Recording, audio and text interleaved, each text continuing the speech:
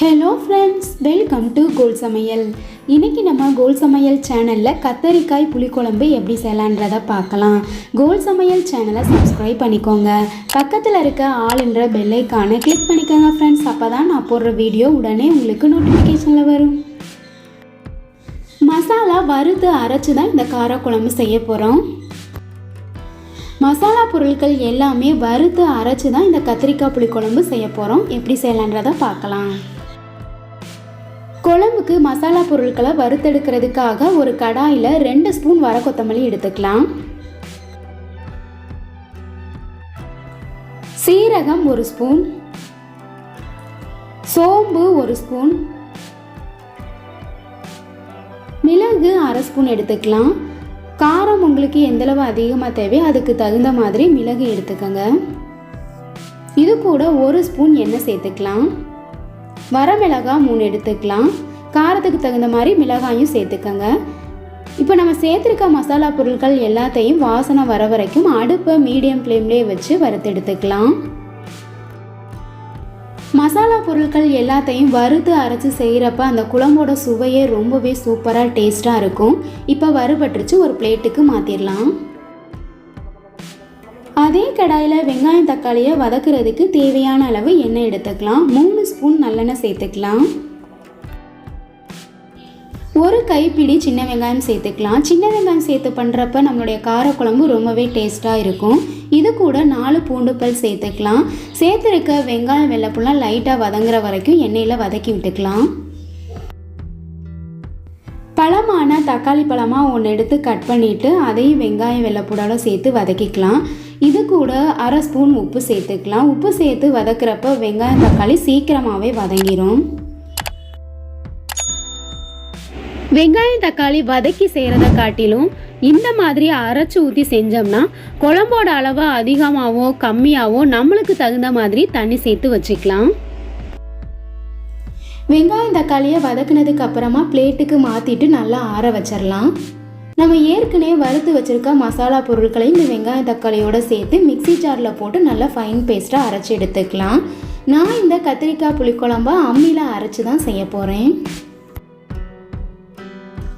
விரல் மஞ்சள் 2 துண்டு எடுத்துக்கலாம்.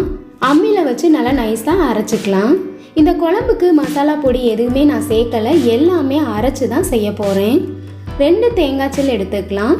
இதையும் மஞ்சள் கூட வச்சு லைட்டாக அரைச்சிக்கலாம். வறுத்து வச்சுருக்கோம் இல்லையா மசாலா பொருட்கள், அது எல்லாத்தையுமே தேங்காய் கூட சேர்த்து நல்லா நைஸாக அரைச்சி எடுத்துக்கலாம். மிளகாயில் இருக்க காம்பு பகுதியை எடுக்கலை, அப்படியே வச்சு தான் நான் அரைக்க போகிறேன். அம்மியில் வச்சு அரைக்கும் போது நல்லா நைஸாக அரைப்பட்டுரும். மசாலா நல்லா நைஸாக அரைச்சாச்சு. இப்போ ஒரு பிளேட்டுக்கு மாற்றிடலாம். அடுத்ததாக வெங்காயம் தக்காளியை வச்சு நல்லா நைஸாக அரைச்சி எடுத்துக்கலாம். குழம்பு செய்கிறதுக்கு ஒரு கடாயில் தேவையான அளவு எண்ணெய் எடுத்துக்கலாம். கடுகுளுந்தம் பருப்பு 1/2 ஸ்பூன் சேர்த்துக்கலாம். வெந்தயம் 1/4 ஸ்பூன் சேர்த்துக்கலாம். வெந்தயம் அதிகமாக சேர்த்தோம்னா நம்மளுடைய குழம்பு லைட்டாக கசக்கிற மாதிரி இருக்கும். பூண்டு 4, சின்ன வெங்காயம் 4 தட்டி வச்சுருக்கேன், அதை எண்ணெயில் சேர்த்துடலாம்.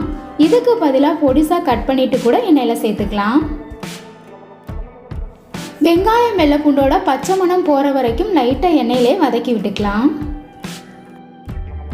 வதங்கினதுக்கு அப்புறமா ஒரு கொத்து கருவேப்பிலை சேர்த்துக்கலாம். பெருங்காயத்தூள் 1/4 ஸ்பூன் சேர்த்துக்கலாம். கத்திரிக்காய் புளிக்குழம்புக்கு கத்திரிக்காய் மட்டும் போடாமல் இது கூட 2 உருளைக்கிழங்க பொடிசாக கட் பண்ணி வச்சுருக்கேன், அதை எண்ணெயில் சேர்த்துடலாம். மசாலா பொருட்கள் எல்லாம் வறுத்து அரைச்சதுக்கு அப்புறமா குழம்பு தாளிக்கிறதுக்கு முன்னாடி கத்திரிக்காயை அரைஞ்சி இது மாதிரி தண்ணியில் போட்டு வச்சிட்டோம்னா கத்திரிக்காய் கருப்பாகாமல் இருக்கும். கத்திரிக்காயும் எண்ணெயில் போட்டுடலாம். இது கூட 1/4 ஸ்பூன் உப்பு சேர்த்து எண்ணெயில் 2 நிமிஷத்துக்கு நல்லா வதக்கி விட்டுக்கலாம். இந்த மாதிரி வதக்கி செய்யும்போது கத்திரிக்காய் உருளைக்கிழங்கு எல்லாம் சீக்கிரமாகவே வெந்துடும். அரைச்சி வச்சிருக்க மசாலா எல்லாத்தையுமே இப்போ ஊற்றிடலாம். மசாலா காய் எல்லாம் நல்லா மிக்ஸ் ஆகிற அளவுக்கு கலந்து விட்டுடலாம்.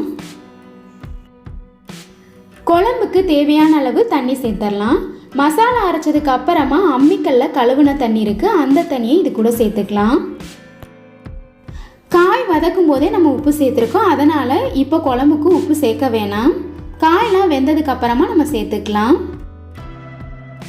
குழம்புக்கு தேவையான அளவு தண்ணியெல்லாம் சேர்த்ததுக்கு அப்புறமா மூடி போட்டு 10-15 நிமிஷத்துக்கு நல்லா கொதிக்க வச்சிடலாம்.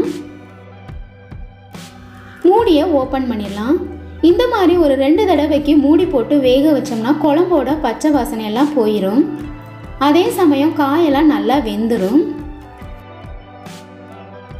இந்த கத்திரிக்காய் புளிக்குழம்புக்கு மசாலா பொடி எதுவுமே நம்ம சேர்க்கலை. எல்லா மசாலா பொருட்களையுமே வறுத்து அரைச்சி தான் நம்ம செஞ்சுருக்கோம். இந்த குழம்பு கொதியும் போது வீடே கம கமன்னு வாசனையாக இருக்கும். அந்தளவு குழம்பு ரொம்பவும் டேஸ்ட்டாக இருக்கும்.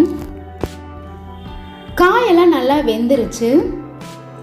சின்ன நெல்லிக்காய் அளவு சைஸ் புளியை 1/2 மணி நேரத்துக்கு முன்னாடியே ஊற வச்சு நல்லா கரைச்சி எடுத்து வச்சுருக்கேன். அதையும் இப்போ சேர்த்துடலாம். குழம்பு மாதிரி வேணும்னா லைட்டாக கொதிஞ்சதுக்கு அப்புறமா இந்த ஸ்டேஜில் நம்ம இறக்கிடலாம். ஊற்றி சாப்பிட்றதுக்கு ரொம்பவே சூப்பராக இருக்கும். இப்போ குழம்புக்கு தேவையான அளவு உப்பு சேர்த்துடலாம். எனக்கு குழம்பு திக்காக கிரேவி மாதிரி வேணுன்றதுக்காக 1 நிமிஷம் அடுப்புலேயே வச்சிடலாம். குழம்பு இறக்குறதுக்கு முன்னாடி 1/2 ஸ்பூன் நாட்டு சர்க்கரை சேர்த்துக்கலாம். இந்த மாதிரி சர்க்கரை சேர்த்து செய்யும் போது நம்மளுடைய கத்திரிக்காய் உருளைக்கிழங்கு புளிக்குழம்பு ரொம்பவே சூப்பராக டேஸ்ட்டாக இருக்கும். புளிக்குழம்பு காரக்குழம்புக்கெல்லாம் குழம்பு இறக்கும் போது கடைசியாக சர்க்கரை சேர்த்து இறக்கணும்னா ரொம்பவே சூப்பராக டேஸ்ட்டாக இருக்கும். சர்க்கரையே சேர்த்ததலாட்டியும் இந்த மாதிரி ஒரு தடவை ட்ரை பண்ணி பாருங்கள். கத்திரிக்காய் புளிக்குழம்பு சூப்பராக கம கமன்னு கார சாரமாக ரெடி ஆயிடுச்சுங்க. இதே மாதிரி நீங்களும் மசாலாவை வறுத்து அரைச்சி செஞ்சு பாருங்கள். இட்லி தோசை சாதத்தோடு வச்சு சாப்பிட்றதுக்கு ரொம்பவே சூப்பராக டேஸ்ட்டாக இருக்கும். இந்த வீடியோ உங்களுக்கு பிடிச்சிருந்தா கோல் சமையல் சேனலை சப்ஸ்கிரைப் பண்ணிக்கோங்க. லைக் பண்ணுங்கள், கமெண்ட் பண்ணுங்கள், ஷேர் பண்ணுங்கள். பக்கத்தில் இருக்க ஆல்ன்ற பெல் ஐகானை கிளிக் பண்ணிக்கோங்க ஃப்ரெண்ட்ஸ். அப்போ தான் நான் போடுற வீடியோ உடனே உங்களுக்கு நோட்டிஃபிகேஷனில் வரும். Thank you friends.